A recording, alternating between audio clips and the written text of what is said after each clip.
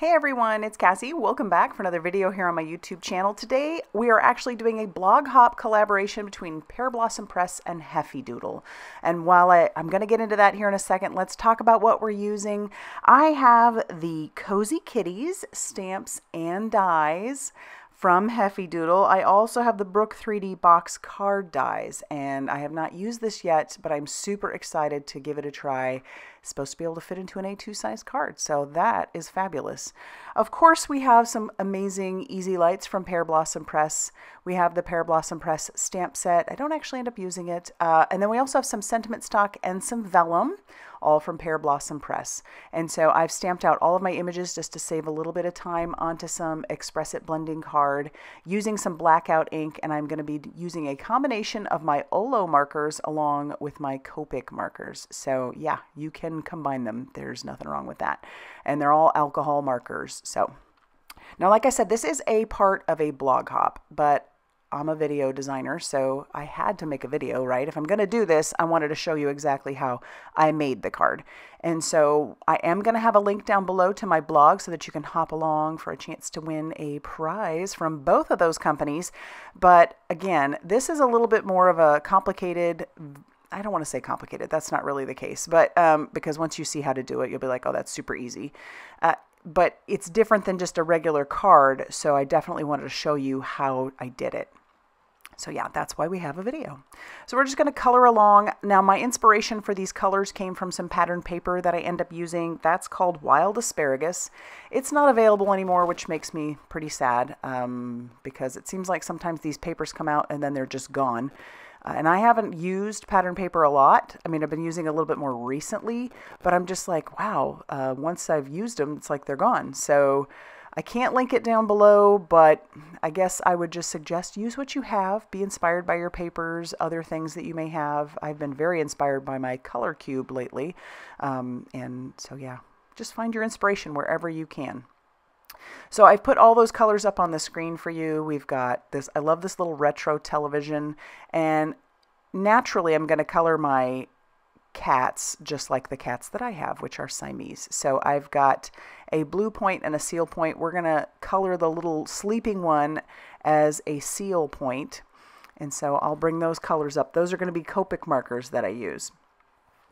Now, when I was designing this card, I was thinking about where my light sources were going to be, and this stamp set was just perfect. I'm going to end up cutting out the face of our clock, and I'm also going to cut out the screen of our television. And then because the Easy Light is 3 lights, and you could cut it down and just use 2 if you wanted, but I definitely wanted to use 3. So there's also a die in there and a stamp in there that has like a little thought bubble. So we're going to use that one for our lights as well, and you'll see as we go along. But that's why I didn't color the face of the clock or color the inside of the television. So there's our little seal point. Now we're going to do our little blue point. We're using some ivory. I'm also going to bring in some warm gray. So we've got warm gray 5. We'll bring some warm gray 3 in to kind of blend that out. That's going to look like Miles. And the other one looks like my little Max. And that's pretty par for the course. Max is usually the one sleeping. Miles is the one wreaking havoc throughout the house. If you have 2 cats, you know what I'm talking about. All right, so we'll bring in those matching dies. We'll tack those down with a little bit of mint tape and run that through our die cutting machine. And then we'll have all of our little pieces ready to go so that we can start assembling our box. And that box, like I said, is super cool. So we'll get to that here in a second. Okay, so I'm going to pull in those pieces that I need, and I'll talk about each of those. I do end up cutting 3 like little carpet pieces. That uses that darker brown that you see there. I only end up using 2 on my final card, but there are 3 of them there. And then we have all these other little pieces. I use some cardstock from my stash. That's that kind of tannish color. And so we're going to start gluing everything together, but you need, I cut out a white piece of the inside of that. You can see the white piece. It's a little bit smaller than the base. And then I also cut that out on that like polka dotted blue. We're going to use some liquid glue to adhere pieces down so that we can start assembling our box. You can also cut out extras if you wanted these to be on the inside as well. I didn't think that was necessary, so I'm not going to do that. But each of these pieces cuts out and scores your pieces. So that's great. And then we can start folding on those score lines and assembling the card. I'm not going to attach down the blue polka dotted piece yet. That's going to be almost a final thing that we do, and you'll see that as we go along. But I'll start with the sides. Super simple. I prefer a liquid glue over, say, like a double-sided adhesive. You could do both just to make sure that it doesn't come apart at all. My liquid glue, this Barely Art glue, is fabulous. Now, I thought about putting that piece down, and I think I even put the glue on there, but I changed my mind later. So it just doesn't work. It's not the way, it's not going to go, is all I'm saying. So, and as you see, I've got 3 carpet pieces. I only used 2 in the final product, but we're going to attach down this piece. I'm only going to attach this to one side. When you finally go to assemble, you can attach it later. That's going to be like the last step, basically. I just found when making these that if you're going to add a light to it, the easiest thing to do is to not completely attach it, if that makes sense. So just do one side and leave the other side open until the very, very end. So yeah, I'll show you all 2 of those, not all 3. And then we're going to leave that open. Pardon my head. Sorry about that. You'll see the 3 pieces there. Like I said, I take that out later. I'm going to assemble the television to the top of the little television stand with some liquid glue. We also put the books on the bookcase. I decide not to put the plant on there, so we're going to figure that out here in a second. But I did bring in some of that vellum. I'm going to stamp these images down on top of that vellum using some pigment ink. This is some VersaFine Clair Nocturne ink. You're going to want to use a pigment, not a dye-based ink, if you're going to stamp onto some vellum, because otherwise it's not going to stay. We are going to need to use some embossing powder on that just to make sure that that doesn't wipe away, because dye-based inks need to basically absorb into the paper, and you just can't do that with vellum. It's not going to absorb in. So I'll cover that with some clear embossing powder, and then we're going to heat set that till that is smooth and melted, and it's going to go pretty quickly. You just want to keep your heat tool moving so you don't burn your vellum. All right, then I'm going to stamp out my sentiment, and we've got some white embossing powder now. So I've used an anti-static powder tool just like I did before. We're going to stamp that onto the sentiment stock that Pearblossom Press has in the store. You guys know I love that stuff. And then we'll cover that with some clear, or some detail white embossing powder after I stamp that with some clear ink, and heat set that till that is smooth and melted, and set that off to the side. Now here's where I am cutting out the center of the clock. I'm off screen, sorry about that. But yeah, I'm basically just cutting out that center. And it is a little bit finicky doing that because I'm leaving the base of the clock. And then same thing with the television. I'm cutting out the screen of the television. And it's a little wonky there too, but I'm going to tack down the matching dies that go along with the speech bubble, the clock, and the television. And then I actually die cut those out a couple more times because I want to make sure that when I put my lights behind there, you can't really see it. So the best way to do that is to stack up your vellum. I'm just trying to make sure that when I put the glue down, it doesn't seep through and you can't see it, so I'm just sticking it behind the television. Again, sorry you can't see that up on the screen, but that's 3 layers of television. Same thing with the speech bubble, we're going to do 3 layers, and the same thing with our clock. So here we have, I've got the piece with just 2. I have the die cut for the clock, and you'll see what I'm talking about here. I die cut out a circle, and then I'm going to stick that circle right back in the center. This will all make sense as you see it go along. This is a little more complicated than the typical cards that I make, but I say complicated, not really meaning that it actually is complicated. Once you see, like I said, how it's done, it's so simple. So I've put my circle back in there, and the only reason why I want that is because I want that to seem like a cohesive wall. You don't even really see it, so it was kind of unnecessary, but it also helped me to know exactly where I'm going to put my light.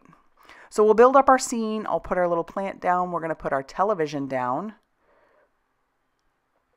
Then we're also going to put the bookcase down on top. Well, eventually we'll put the bookcase down on top. And then we're going to set that behind there. I'm just building up that scene. And now I've brought in the light. And the lights are simple. You just break them apart. You're going to put your battery inside, just making sure that the plus side is up. And I always check to make sure that everything is working as we go along. Scotch tape, that clear Scotch tape, is your best friend when it comes to adhering any of these cards or just assembling any of these cards, because it's clear and it's easily torn. It's just perfect for these. So I love using the Scotch tape. My method for adhering and assembling these types of cards when you have lights is to put the lights down first. I always just put the lights down and worry about the actual battery mechanism later. That will all fall into place. I'm just trying to make sure that when I adhere the wires down that you don't see them, and I'm keeping everything really pretty loose. I don't want anything to be real tight to pull on the mechanism because that could mess up the wires.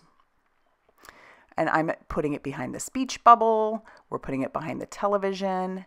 And I suppose you can sort of see it, but it's not that big of a deal.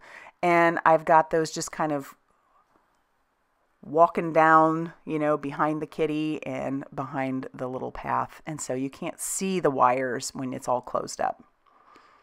Just making sure that everything lines up well. And then I am going to grab another piece of vellum. We're just going to grab a square piece of vellum. We're going to attach it behind. So that way I can just put the clock right on top of there. I don't want the clock being glued to the light itself. I want to make sure everything is basically free flowing back there.